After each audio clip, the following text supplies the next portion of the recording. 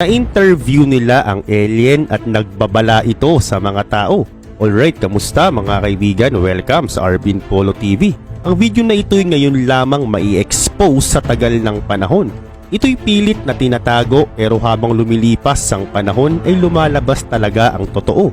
Dito, kukwento ko sa inyo na may kasamang video ang literal na pag-interview ng mga tao sa isang alien na nakaligtas sa isang UFO crash noong 1947. At kapani-paniwala talaga ito dahil may kaakibat itong mga batayan at mga patotoo.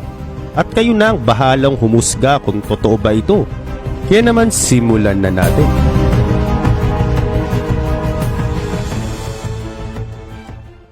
Isang araw noong 1947 may isang flying object ang bumagsak sa Roswell, New Mexico.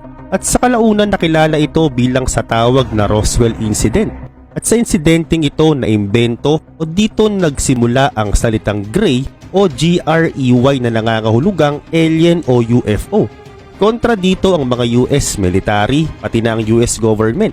Anya hindi totoong alien ang bumagsak sa New Mexico. Pero nakapagtataka lang talaga dito, itinago nila ang mga detalye sa nangyaring insidente. Kaya naman dahil dito, naglipa na ang mga haka-haka tungkol sa Roswell Incident mapahanggang sa ngayon. At naniniwala rin ng iba pang mga tao na kaya ito itinago ng US dahil na-interview at nakuha nila ang teknolohiyang ginagamit ng mga alien at in-apply nila ito sa kanilang teknolohiya. At sa katunayan, merong librong lumabas na naglalaman ng interview record sa isang alien na nakasurvive sa Roswell Incident. At ang interviewing ito ay sinagawa ng US military. At bagamat sinasabi ng iba na hindi ito totoo, ay kapag nabasa mo ang mismong mga sinabi ng alien sa interview tungkol sa kahihinatnan ng mundo at mga tao, ay pupukaw talaga ito ng atensyon mo. So paano nag-leak ang interview record na ito? Noong 2007, may package ang dumating sa bahay ni Lawrence Spencer, isang science fiction author sa Ireland. Ang sender ng package ay si Matilda McLeroy at ang laman ng package ay mga letter at mga manuscript. Nakasaad sa letter, Dear Mr. Spencer. Ang impormasyon na hinahanap mo ay nakapaloob sa mga manuscript. Simula pa 1947 ay namuhay ako sa sama ng loob dahil sinabihan nila ako na wag ko itong ipagsasabi kahit kanino. Dahil pag nalaman ito ng mga tao ay magpapanik sila at mababahala ng husto. Pero sa isip ko, dahil sa mga impormasyon na ito, magagawa kong protektahan ng sangkatauhan. At ng iba pang mga nakakaalam ng sikretong impormasyon na ito ay wala na at ang iba naman ay di na makontak. Ngayon sa edad ko ngayon 83, ay nagpasya akong tapusin na ang buhay ko bago ko ipadala sa iyo ang sulat na ito. 60 years ko itong itinago at hindi ko naman ito madadala sa hukay. May karapatan ang mga taong malaman nito. At matapos basahin ni Spencer ang sulat ay naalala niya si Matilda. Si Spencer ay matagal lang gustong bulat-tatin ng katotohanan noon sa Roswell Incident.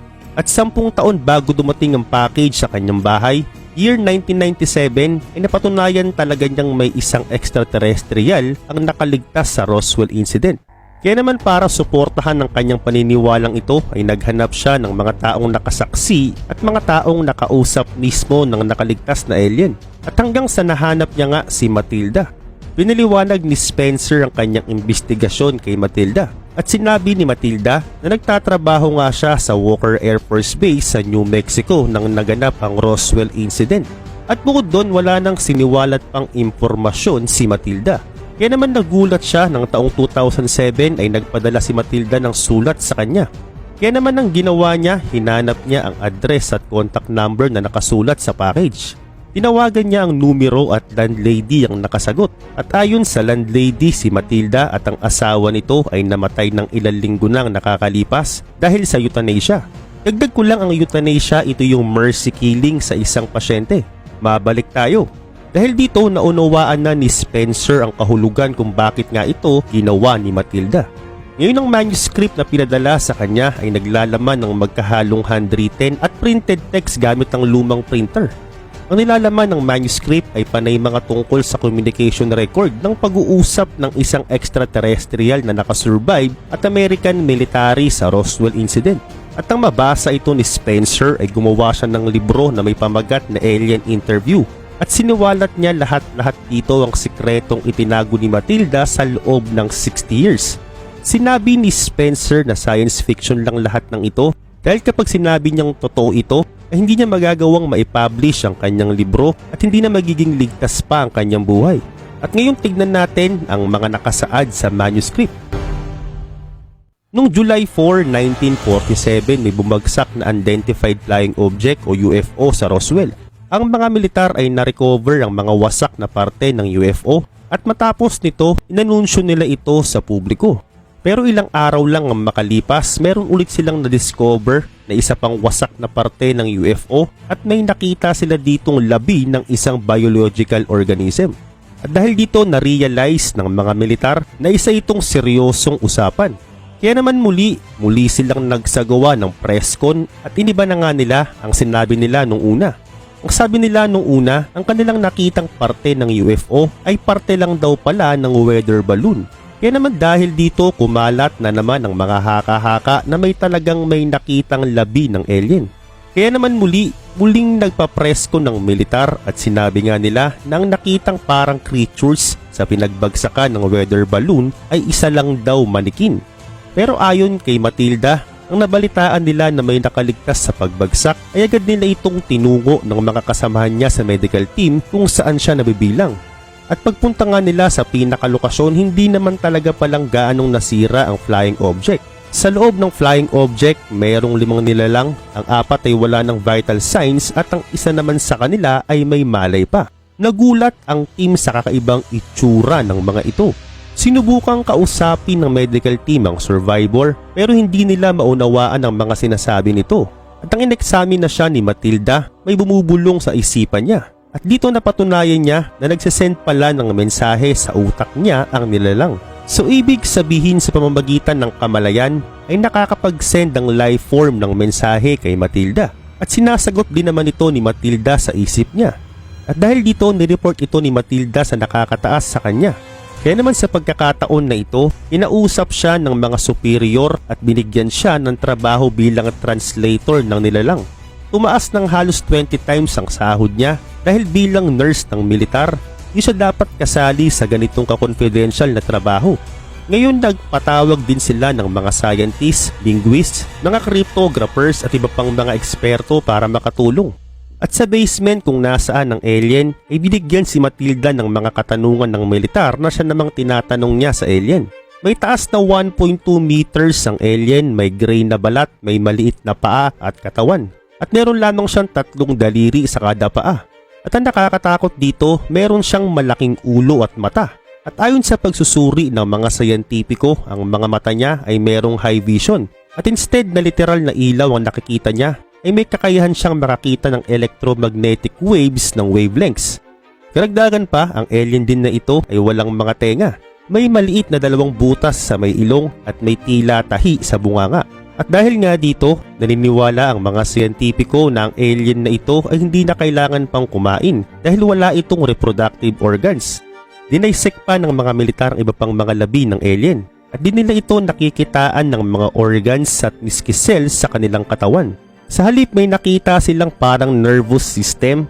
Kaya naman hinala ng mga militar na ang katawan ng alien ay parang di-remote na pinapagana ng iba. At ang paraan ng kanilang pag-interview dito ay kakaiba. Mag-iisip ka lang ng itatanong mo sa utak mo at sasagutin ka niya.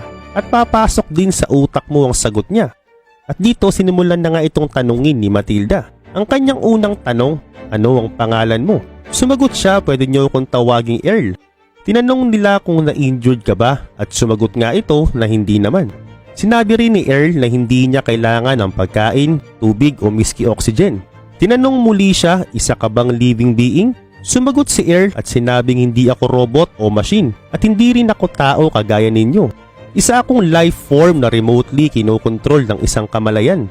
Sinabi rin ni Earl na ang balat niya ay kayang tumagal sa paiba-ibang temperatura, atmosphere at pressure.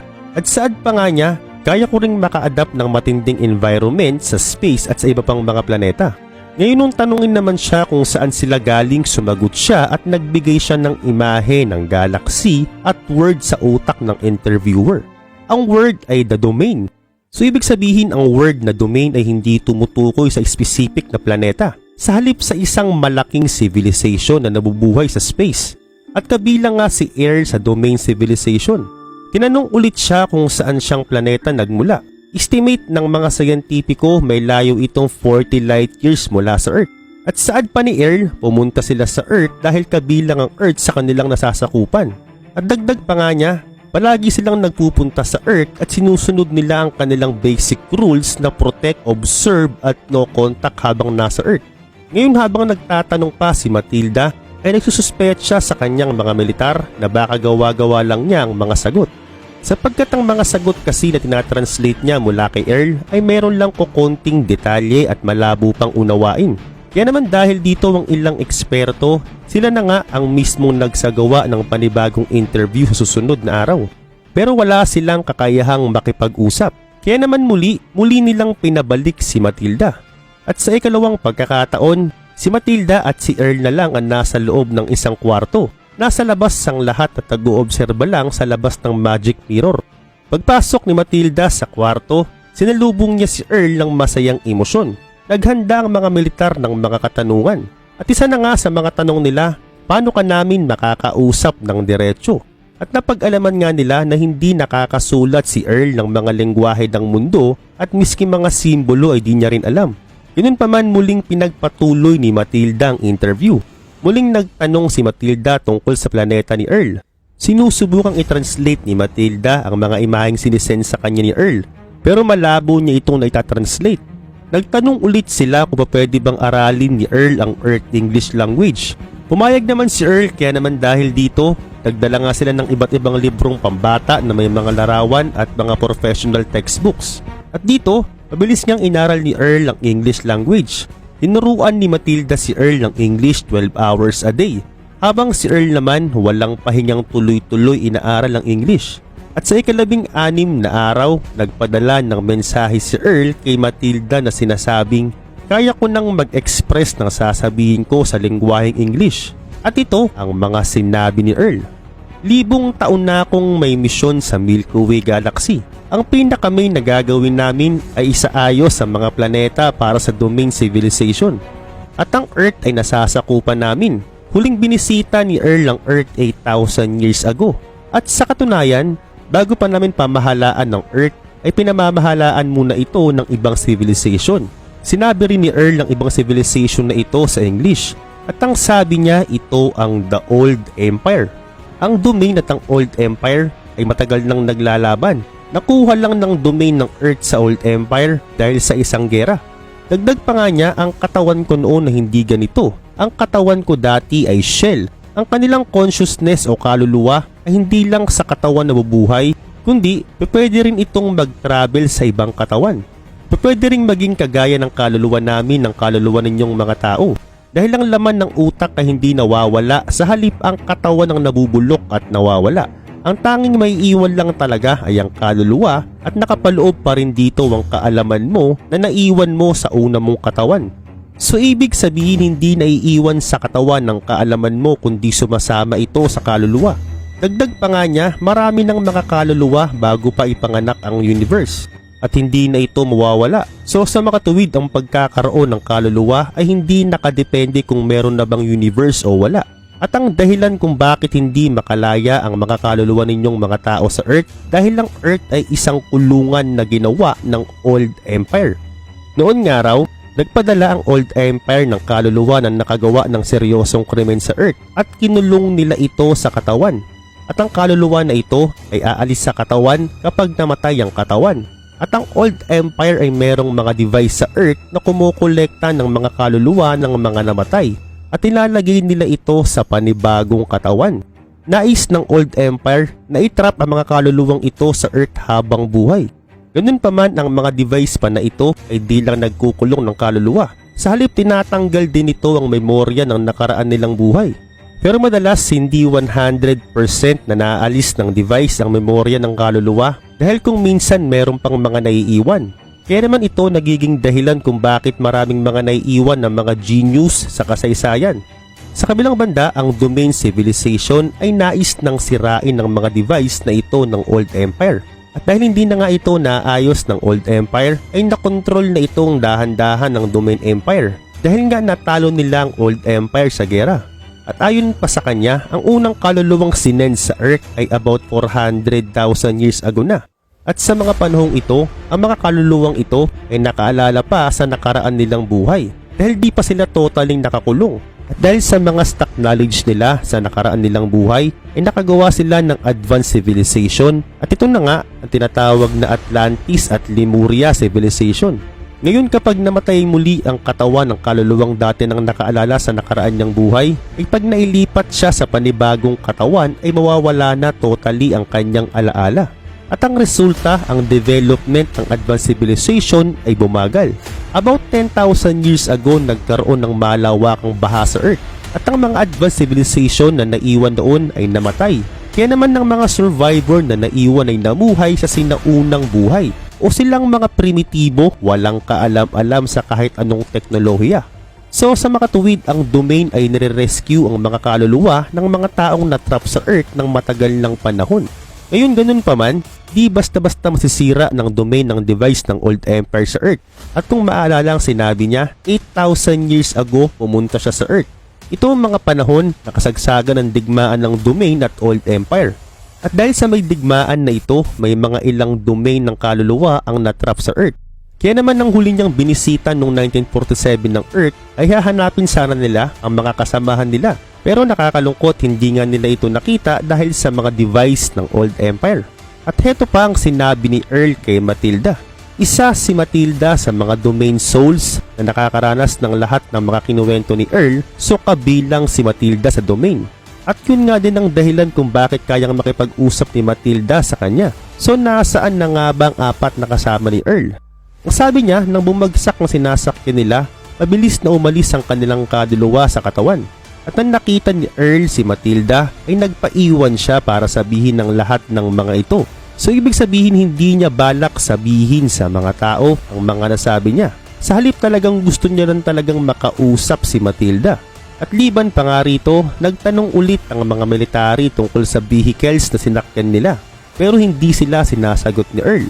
Kaya naman kinuryente nila si Earl para sabihin. Pero sa kasamang palad, dito na nga binawian si Earl ng buhay. Kaya naman natapos na ang kanilang pag-uusap.